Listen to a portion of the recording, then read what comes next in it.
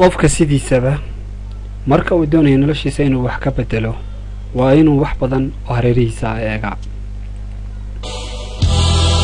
haddii ay dadku ku faanaan hadalkooda badan waa inaad adiguna ku faantaa aamuskaaga markaa wanaagsan. riyada oo la aaminaa sideedaba waa hurdo dheer oo nolosha ah. waa maxay ama maxay ku taraysaa ruclaynta haddii aad ku sugan tahay dariiq khaldan? qofka caaqilkaahi waa cadow shahwadiisa ah. kan caabidka ah ama jaahilka ahina waxa uu caabudaa shahwadiisa.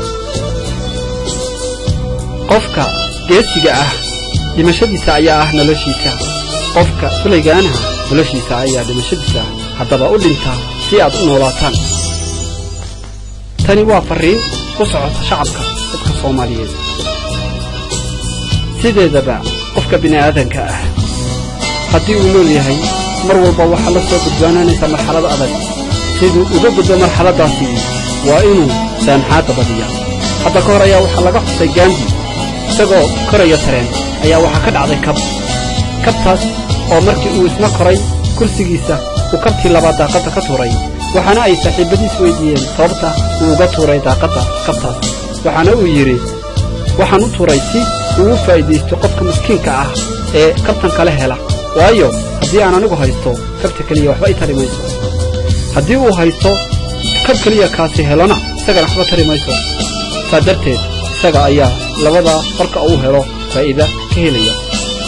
haddaba si aad u samaysaan wixii idinka luma ama aad weydaan waxaad ku ogaataan inuu qof helayo taasna farxad gelinayso.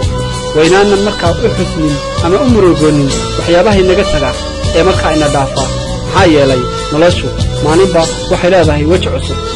waa inaynu la jaan qaadnaa wejiga cusub ee nolosha. waa inaynuna ka faa'iidaysanaa mustaqbalkeenna soo socda.